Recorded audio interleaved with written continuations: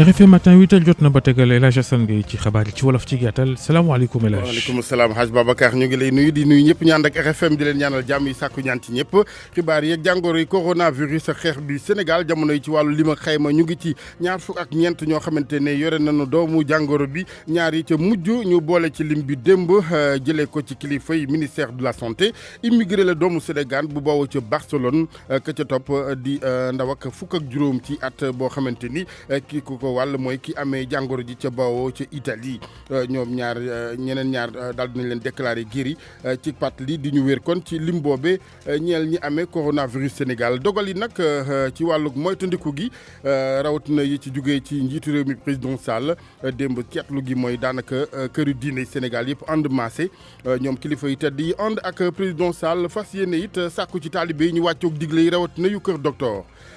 jàngoroy coronavirus ci Sénégal l'école ak université yi dafay tëj fileeg diirëb ñett ci ayu bés terewul ministère éducation xamle ni daanu taxawal ay tëralin ci wàllu internet gi ngir wéyal njàngale mi du doon ak bër leneen ci xibaar projet la gu jur ak werante ci commune Grand Dakar ndaw ya fa ñu àndul ñu ne ci projet modernisation terre Jonkala ñeenti téeméeri milliards war ca dem mairie ba de moo ne boole na ci ñëpp ci waxtaan gi sport gi Malal Junior Diagne la ñu ci àndal wàllu culture dina ci toftaloog yéene ci technique bi Abdoulaye Diop bokk na ci dogal yi nga xamante ni ñoo gën a fës tukkee ci njiitu réew mi président Macky Sall ginnaaw xeex beeg jàngoro coronavirus muy tëjug l'école ak daara yu kawe yi ci Sénégal diirëb ñaar ci ayu bés ministre bi ñu dénk wàllu éducation moom xam le ni yëf yi nag ak yeggale da ci am ci njàngale mi dug bër ci ndaw ñi ndax dina am lu nga xamante ni mooy wàllu kon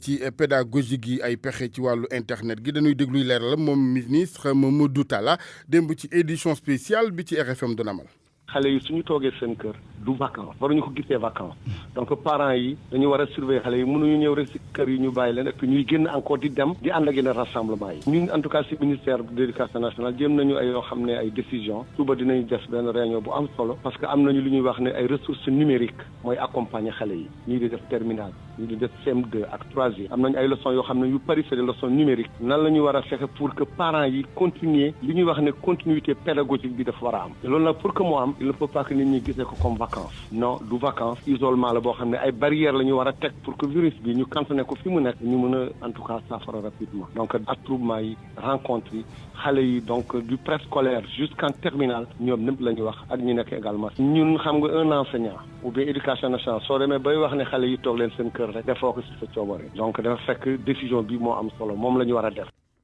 mu nekkoon ministre éducation Mamadou Talla nattangom di soxna suñu dénk ndaw ñeek njaboot gi moom di leeral ni it lu jëm ci wàllug lii di pexe yu ñu tëral ci wàllu moytandiku jàngoro ji dina ci bokk ak taxawu jëmee ci daara yi Sénégal moom soxna Ndeye Saly Diop Dieng ko xamle démb ba tey ci édition spéciale beeg Daouda Diouf ak Hadj Ndate Diop dinañu sax tàmbali séddale mu ne jëm ci ay kit d'hygiène tey jile ngir taxawu daara yi ñu déglu ko soxna Ndeye Saly Diop Dieng. waa daara yi nga xam ne doon sont dans l'informel yi nga xam ne dañoo nekk ci quartier yi nekk ci communes yi dagal ay xale ci ay kër nga xam ne da gis benn 100 xale mu nekk ci benn daara di fa tëdd di fa yeewoo ñooñu ñooy difficulté bi ñooñu la ñu bëgg a sensibiliser pour ñoom ñu jël mesure de précaution yi nga xam ne président mën a teg waaye fexe tam nu ñuy fexe ba xale yi bañ a génn ci mbedd mi ba nga nekk dans la rue parce que bu ñu nekkee ci mbedd mi dañuy tase ak ñi nga xam ne am feebar bi te bu ñu ko indee daara bi musiba day am kon yaakaar naa ne foofu tamit lu am solo lu ñu war a laal la lu am solo lu ñu war a vulgariser sensibiliser yaakaar naa bu subaa incha allah dina lancer un programme très vaste pour jëm ci sëriñ daara yi ñi nga xam ne ñooy daara yi nekk ci koñ yi ak ci ruqaruxaat yi pour sensibiliser wax leen nañ téye xale yi si biir daara yi nañ téye ci biir kër yi indi leen tamit ay produits yoo xam ne dina ma jàppale pour ay kit de santé yoo xam ne ay kit sanitaire yoo xam ne dañu ko mën a jëfandikoo pour xale yooyu vraiment ñu mën a aar feebar. lu jëm ci coronavirus ak bilan bi nga xamante ni ci la ñu toll jamono yi Sénégal nag tukkee ci ministère de la santé mooy ñaar fukk ak ñeent ñu amee jàngoro ji ñaar ya wér nañu ñaar fukk ak ñeent yooyee kon di jàngoroy coronavirus gi jàpp bokk na ca ñaar ñoo xamante ni kenn ki doomu Sénégal la boobu ci Barcelone bu nu testé bi mu yegsee ci aéroport ci lañ daal di ko wéyal may gët gi ba ni jàngoro ji feeñee ci moom ka des benn ak ndaw la fukk ak juróom ci at ci la toll moom dafa daal di jëlee jàngoro ji ci immigré bi nga xamante ni moo bawoo Italie ci njëlbeen bi jàngoro ji kon duggee ci Sénégal bi muy def le point nag ministère de la santé démb ministre bi ci boppam Abdoulaye Diouf Sarr la mu gën a waxtaanee ak mbokk yi bokk na ci wàllu moytandiku gi ñu fexe bay moytu it xibaar yu wérul yi nga xamante ni day nësaxal effort yi nguur gi jógtee ak kër docteur boobaak léegi ngir daal di musal askanu Sénégal ci jàngoro coronavirus loolee moo tax sax mu ne du ca yam ci wàllu kon waare gi daf cay teg ni képp koo xamante ni joxeeti nga xibaar bu wérul bu yàq liggéeyub kër docteur ci sàmm askanu Sénégal dina ci daal di jokkoo ak procureur li ko dalee tey ji lay doon ab plainte ngir kon yoon di wéy di may gët ñooñee di yàq liggéey bi ngir sàmm Sénégal. ci wàllu disposition yi ba tey bokk na ci wàllu dajaloo yi ak xew yi loolee ñu daal di woon xaar nag kilifa diine yi ndax dafa yemoo mois de mars bi ay ndaje yu am solo ci kër diine yi Sénégal ñu nasoon ko fi waaye ci seetlu démb mbooleem kër diine yu Sénégal kilifa yu tedd yëpp ànd maase ànd ak président Sall ci xalaatab toxal yëf yi ba beneen ba ñu tal ko ndax jamono yi coronavirus ki loraange bakkan yu bari yu muy rotal ci àddina moo dugg si Sénégal ñu war caa taxaw ci bépp fànn. Covid-19 ñu des ak moom ci Nianing municipalité la bu ne ci Malicounda foofee am na fa kenn koo xamante ni am na ko fa di soxna su fekk baax ca Tugal ñu ànd ci leeral ak Abdourahmane Diallo. ñu dëkkee Nianing doon woote wàllu ngir ñi dimbali leen jox leen ay jumtuwaay yu war a mën a tax ñu mën a xeex jàngoro ji ñu duppee coronavirus ginnaaw bi nga xamee ni am na kenn ki nga xam ni am na ko te dëkkee foofu mairie Malicounda nag wuyu ci woote boobu Maguette Sène mooy maire bi. dañ fàggandiku taxaw temm fas yéene jàkkaarloo ak feebar bi loolu nag nekkul ay kàddu yu kese nga koy defee mais moo tax conseil municipal bi très rapidement dajale ay bagages yu bari lu jëm ci alcool gel lu jëm ci eau de javel lu jëm ci ay produits yi ñuy raxasoo ak i paan ak i ay masque ñu indi ko fii ci poste de santé Nianing fas yéene ko yóbbu ci yeneen 10 postes de santé yi nga xam ne ñoom ñoo nekk ci biir commune bi tey ji dañoo bëgg a def tournée pour que poste de santé yëpp ñu équipé leen. jumtuwaay yi ak produits yi nga xam ni jox nañ leen ko askan wi rafetlu ci rawatina ñi nga xam ni ñoom ñooy yëngu ci wàllum wérgu yaram ci Nianing ak li ko wër Gana Diouf mooy infirmier chef de poste bi. ça peut soulager même. matériel yi bokk na ci li nga xam ni ñun ñuy yëngu ci wàllum wérgu yaram dina dalal sunu xel léegi nag li nga xam ni war nañ ko mën a def tamit mooy askan wi ñu fexe ba nga xam ni seeni jikko yi dinañ ko changer ndax doonul lu yomb. le comportement c'est pas facile. ci fàttali ki coronavirus njëkk a jàpp ci département bu Mbour Nianing la dëkkee woon française bi kenn rek la jot a saafonteel kooku sax mooy chauffeur bi nga xam ni moo ko jëlee woon aéroport yóbbu ko ba Nianing te chauffeur boobu fi mu ne nii dañ ko ber di xaarandi rek ay résultats am daal di génn RFM Mbour. Abdourahmane Diallo. jërëjëf Abdourahmane ci kanam tuuti ak RFM bu nu noppee xibaar yi waxtu yi ñu doon di leen baaxee kàddu askan yi mbokk yi danañ ci toftal léegi xibaar yi ci suba su ne li nga xamante ni mooy opération bi groupe Futurs Médias jógtee di daan coronavirus ci wàllu woowu édition spéciale yi daanaka suba gu nekk tàmbaleeg RFM matin ak Babacar Fall lu jëm ci ndajeem xibaar yi waaye édition yi nga xamante ni dañ koy di ubbi saa yu ko laajee ci wàllu xibaar tukkee ci ministère de la santé waaye it ànd ceeki borom mi xam-xam lépp jëm ci kaw sensibilisation gi ndax jàngoro ji ni ñu koy waxee da di jàngoro joo xamante ni kar koo gën faj ko ci kar googee nag nañ ci ànd ak yéen ci njeextalu xibaar yi lay doon am nañu yaakaar ànd ci ku mel ni directeur de cabinet bu ministre de la santé di it porte parole am docteur Aloyse Diouf waaye it professeur Daouda Ndiaye daañ dem ci Mbacké ak Jo Diop lépp ngir leeral ak it yéen ñenn ci yéen ñu am ay laaj ak it ay gindiku yu nu bëgg ñu ci ànd ak borom yi xam-xam ci kanam tuuti lay doon incha allah. pour man RFM mooy rajo bi gën a jege askan wi. RFM rajo bi jaamu seen soxla. ñu dem ca Grand Dakar ci leneen ci xibaar ñeel wàllu terrain bu fa kilifa yi jógtee ak yanjal dëppaleeg jamono muy terrain Jonxalaar ñeenti téeméeri million war ca dem ndaw yenn yi foofu association bi taxaw nag wane ci ñàkk ànd ca moo ne mairie bi nee na daal dina ci boole mbooleem li nga xamante ni mooy kuréel ak askan wu fa daal di sancu leeral li Pape Balla Gueye. gars yi taxaw ni pour man wala pour wax ak ñoom maa la gën a maîtriser gars yi day bi léegi bu ñëwee taxaw li ñu war am wax daanaka ñoom ñëpp a taxaw temm ne duñu nangu ñu daal di defaraat terrain Jonxalaar bi te li nga xamante ne moom la ñu bëgg duñ leen ci wax dara projet bi nga xam ne nag mu ngi toll ci ñeenti téeméeri million ci suñu xaalis nga xam ne nag mairie Grand Dakar moo ko daal di signé ñoom nag ñuy ñaawlu bu baax a baax ñàkk waxtaan gi nga xamante ne kilifay mairie bi def nañu ko ngir daal di mën a xam lan moo nekk seen i mbëbët ki yore seen kàddu di Khadim Ndiaye yaakaar ne bu ñu demee ba nga xam ne terrain bi dañu koy loué mën naa jural njombe ñi nga xamante ne ñooy askan wi lee xam nga synthétique kenn bañu ko parce que boo bëggee ay professionnel sa quartier kon war nga leen teg ci dans de bonnes conditions dañ ciy ànd mais à condition projet boobu noonu xale yu ndaw yi doog a judd di seen bopp kon boo ko synthétiqué nga tëj ko booy ndaw yi fa la ñuy fubalee mais booy dañuy dem di taxawaalu léegi agression yi ñu doon wax Grand Dakar day reprendre ñëw parce que booy léegi fubal lañ gëm kon fubal lañ bëgg kon dañuy ànd ak ñoom ci fubal boobu ñu pousser leen parce que suñuy rakk lañ amuñu moyen pour dem ñun ñoo leen mën a pousser. xol yi di jóg terewul kàddu yi nga xam ne ñii di vétéran yi yëkkati nañ ko daanaka taxul mbir yi daal di fay.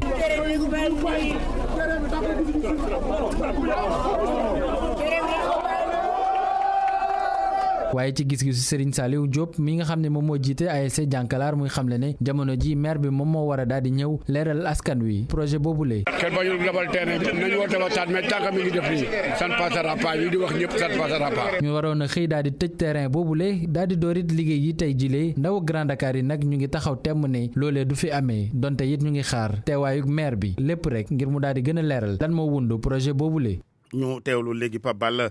moom maire bi ci boppam ay leeralam Jean-Baptiste Diouf ginnaaw bi mu jàppee ne ni nu ko waxee yooyu ndaw demeewu ni ndax daal di woon nañ ci ubbiku ci waxtaan yi yëgoo gi ak ñëpp foofee ci Grand Dakar. ku ci am droit dinañ la jox sa wàll boobu bu ñu la ko joxee doo si fay 15. damay joxe exemple équipe bu ASC Jànkalaar buy entraîner dafa am heure yu ñu ko jox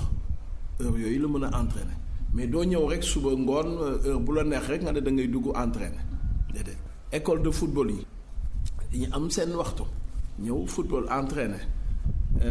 vétérans yi nga xam ne ñoom généralement dimanche matin la ñuy football bon dañuy am seen waxtu et cetera donc entité yi nga xam ne ñu ngi foofu ñoom dañuy am seen waxtu te duñu fay li ci des mooy dañuy louer terrain yi buñ ko louer dañu am xaalis boo xam ne dañu war a entretenir terrain bi dinañu am benn gardien dinañu am gestionnaire mais loolu yëpp électricité parce que terrain bi dafay am éclairage waaw mais il faut ñu fay électricité bi voilà loolu yëpp ci xaalis bi ñuy louer si lañ koy fayee li si des bu dee sax li ñuy louer bëri na ba am xaalis at bu nekk dañuy jox subvention ASC Jànkalaar waaw subvention boobu dina yokk ñun bi ñu yegsee ci mairie bi ñu ngi doon joxe subvention 200 000 ñun tey jii yóbbu nañ ko ba 1 million dañuy am subvention waaw xam nga ne loolu effort la pourtant xaaruñu woon pour am dara ci terrain bi pour def ko alors donc yooyu ay wax la rek waxu politicien rek. ci jamonoy pàttaliku bis ne tey ñetti at malal ndax ci guddi ko 15 jàpp 16 mars la wàccoon ab liggéey sëñ Cheikh Ahmed Tidiane Sy Al Maktoum radiyallahu taala anhu ñuy ñaan suñu borom yokk leeram taas ñu ci barkeem yàlla na yàlla def coronavirus gaaw jóge Sénégal ñu koy ziar mbokk yëpp di ñaan ni nu ko waxee suñu borom fay ko taxawaay gu rafet gi ci diine l'islam RFM juróom-ñetti waxtu tegal fukki minute ak ñett sport gi Malal Junior Diagne maa ngi lay nuyu Malal. ñu ngi la fay la Jassane. ayca bu yàggee de xam naa dañ lay versé ci xeex be coronavirus ndax manifestation sport amatul. yëpp fi mu toll nii daal dina buur fi mu toll nii yëpp taxaw na. ñii sax dañoo taxawal seen i jongante mooy waa fédération basket bi loola moo tax ba fu mu toll nii nag gannaaw ci ba basket amatul ñi ngi xalaat ñoom seen biir ban pexe la ñu mën a lal ngir bu nu amaat ci ndigal tàmbalee yëf yi ñu seet nu ñuy def ba dabu almanaat ju gaaw ba jeexal yëf yi ci nañ ko bëggee Atoumane Gueye la ñu dénk wàllu programmation match ya foofa ca fédération basket ba. bi ñu joué samedi par daal benn match tey jii am programme woon ko mais pour le calendrier général bi am nañu chance que fi mu ne ñu ngi koy maîtriser nañu ko baax a baax. boo ko xoolee sax normalement bu ñu doon continuer nii. ci fin avril bi ñu waroon def tere lu ñu pare sunu ñu wooyee phase 2 pour attaquer. pare phase 1 bi pour war a attaquer phase 2 mooy play-off yi ak play-down mais boo xoolee play-off ak play-down buñ ci kiiyee normalement de mois d'avril bi mois de mai bi ak mi-juin war na jeex mais nag comme nii la demee léegi nag bu ñuy reprendre yam naa yaakaar daañu reprendre au mois d'avril le 14 avril comme li ko arrêté bi waxee mais bu ñu reprendre le 14 avril léegi sam àllarba bi ñu daan tëb yi lu ñuy joué yaakaar naa tax bu ñu joué si àllarba yi ñaari àllarba si weer bi ragal naa ni daal ba plus tard mois de juin dina fekk ñu jeexal sunu deuxième phase bi pour léegi à partir de mai juillet bi ñu commencé jouer suñu demi-finale et maanaam première finale bi ñu def ko deuxième semaine juillet bi troisième semaine ñu def beneen finale et au plus tard daal yaakaar naa daal si première semaine du mois d'août daañu ko jeexal daal en tout cas mooy suñu yéene ñun yëpp daal moom bëgg daal pour respecter calendrier général mais di nag li tubaab di wooyee cas de force majeure la kenn mën dara ndogal la bu war a bu daanu Sénégal et ñun ñu ñaan yàlla tàllal suñu loxo suñu borom rek et ndo feer bi génn si dëkk génn si Sénégal daal loolu ñuy ñaan daal génn si dëkk yëpp sax la ñuy wax corona jooju moo tax ba jongante yi amoon ca Ndar di wàllu judo jëm si tournoi international bi dañ ko waroon def Aser ak Dibeer waaye ca Aser ja képp lañ ko mujj a def ministre bi joxe ndogal ñu dakkal ko waaye lañ ca jot a liggéey ak teewaay nit ñi bawkoon ci yeneen réew ñi woon tax na ba ñu sampal laaj Aïssa Sima yore ji wàllu organiser ko mu xayma la ñu jot a gum def ca bis booba nee na lii lañ ca jàpp. 22e édition bi nag dañ ko jagleeloon Amar Aw rek ndax li mu liggéeyal judo donc moo taxoon wala at li mu liggéeyal sport sénégalais yëpp sax at Saint-Louisien donc moo tax ñu jagleel ka bu affaire yi commencé na woon compétiteurs yi ñëw nañu vraiment autorités yi ñëw nañu vendredi nañu commencé at football bi nga xam moom nañ ko jagleeloon entre ñaari équipe yi nga xamante ni moom moo leen doon ménager naaf at sax donc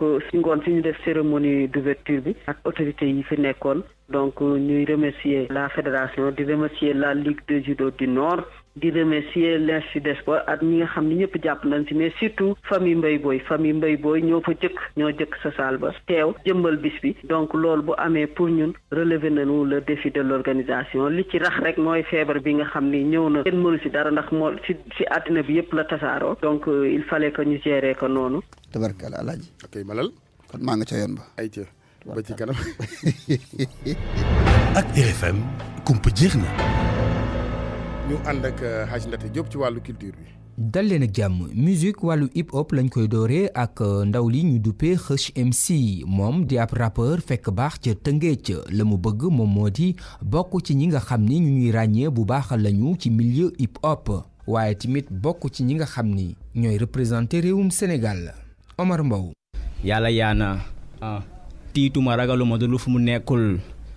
boo jàppatikagul dafa fekk daa soobul. Hush MC lañ koy dakkantale moom Cheikh Tidiane Ndiaye la mu bëgg mooy am place am ci géew hip hop bi fii ci réew Sénégal. instant bii nag bëgg naa teg tànk nii dëgg nii si game bi parce que xam nañ ne mën nañ ko te yor nañ affaire bi quoi. te ngeen nag foofu nag ñi ngeen xamul si ay talent ñoo ëpp si ñi ngeen xam mais am na jeune talent yu bëri yu fa nekk mais booy xool te ngeen jàppale bi mooy loolu. Hush MC ak rap yàgg lool booba léegi mu ciy bay waaram. depuis 2013 nag maa nekkoon si benn crew bu ñuy wax Hood Boys waa Cokkul Rio te ngeen ay côté 2015 après crew bi tas ku nekk jaar yoonam léegi depuis boobu léegi ma may dem sama carrière solo. ak yenn ci production yu mu am ci biir marché bi. muy waajal album bu yees. ñëw 2019 def benn mixtape bu ñuy wax ataaya tape quoi amoon na 1 2 mais bi ñu àggee ba 3 si laa ko def si ay CD donc distribué xam nga xaw si am tuuti weccit en plus am naa tamit ñetti vidéo quoi. loolu noonu yëpp li nga xam c'est que dañu war a génne benn maxi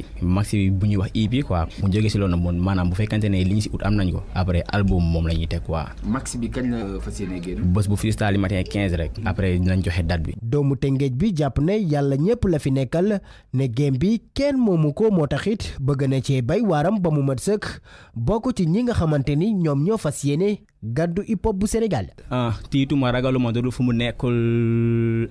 boo jàppatigagul dafa fekk daa soobul. institut français fii ci Ndakaaru daal dinay soppi aw doxalinam dakkal na yëpp cours yi nga xam ni doon nañ ko joxe ci biir institut bi waaye tamit dàq activité culturelle ak yenn événement yi nga xam ni moom lañ fa jàppoon lii di examen yi nga xam ni moom la ñu naroon a def foofu tamit ca institut bi daal di nañ koy reporter jageen jëf ci déglu bi fii la ñuy yem dig daje ëllëg.